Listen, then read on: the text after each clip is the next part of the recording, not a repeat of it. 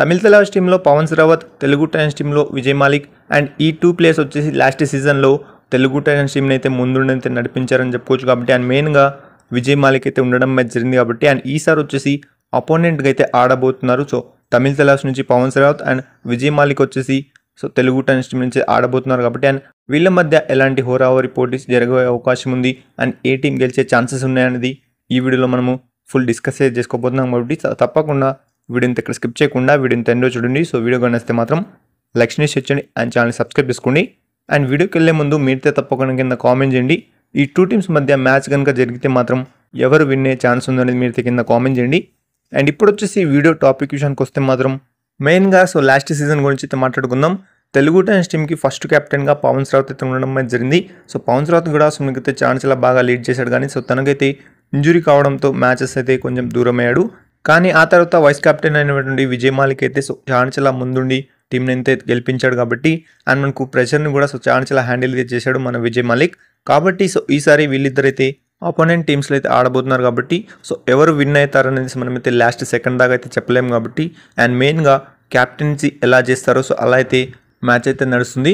అందుకే ఈ మ్యాచ్ వచ్చేసి మీకైతే one of the best match అని చెప్పుకోవచ్చు. సో మన ప్రో కబడ్డీ సీజన్ 12 లీగ్లో అండ్ ఇందాకే చెప్పాను సో మెయిన్గా క్యాప్టెన్సీ ఎవరు కనుక బాగా చేస్తే మాత్రం సో వాళ్ళకైతే ఈ మ్యాచ్ అయితే దక్కుతుంది. అండ్ ముఖ్యంగా సో మనకైతే విజయ్ మాలిక్ అయితే టీంని తప్పకుండా ముందుండి నడిపించే అవకాశం అయితే ఉంది. సో లాస్ట్ ఇయర్ మనమైతే చూసాం ఎలా అయితే ప్రెషర్ని కంట్రోల్ చేసి అండ్ మ్యాచెస్ కూడా సో గెలిపించడం అయితే జరిగింది. అండ్ ఈసారి వచ్చేసి మనకైతే విజయ్ మాలిక్ వచ్చేసి ఇంకా రెస్పాన్సిబిలిటీ తీసుకునే అవకాశం అయితే ఉంది. ఎందుకంటే ఈసారి క్యాప్టెన్స్ వచ్చేసి సో తనే కెప్టెన్గా ఉండే ఛాన్సెస్ అనేవి సో 100% అయితే కనిపిస్తున్నాయి. కాబట్టి సో మనకైతే ఫస్ట్ నుంచి అంటే సీజన్ స్టార్ట్ అయినప్పటి నుంచి మనకైతే ఎండ్ అయ్యేదాకా సో విజయ్ మాలిక్ అయితే క్యాప్టెన్స్లో అయితే ఉండబోతున్నాడు. సో దీంట్లో ఏమాత్రం డౌట్ లేదని చెప్పుకోవచ్చు. కాబట్టి సో మనకైతే అపోనెంట్గా సో మనకైతే పవన్ శ్రావత్ ఫస్ట్ మ్యాచ్ కనుక పడితే మాత్రం సో మనకైతే ఇది వచ్చేసి ఛాన్స్ ఇలా పెద్ద అబ్సల్యూట్ సినిమా మ్యాచ్ అని చెప్పుకోవచ్చు. అండ్ చాలామందికి డౌట్ కూడా ఉంటుంది సో రైడింగ్లో డిఫెన్స్లో ఆ ప్లేయర్స్ కనుక బాగా ఆడితే మాత్రం సో వాళ్ళైతే గెలుస్తారని. కానీ అదైతే కాదు. సో మనకైతే మెయిన్గా క్యాప్టెన్స్ అయితే ఎవరైతే బాగా చేస్తారో సో మ్యాచ్కి సో ఆ ప్లేయర్ అయితే సో మనకైతే తప్పకుండా వాళ్ళ టీంకి విజయం అయితే అందిస్తాడు. సో దీంట్లో ఏమాత్రం డౌట్ అయితే లేదు.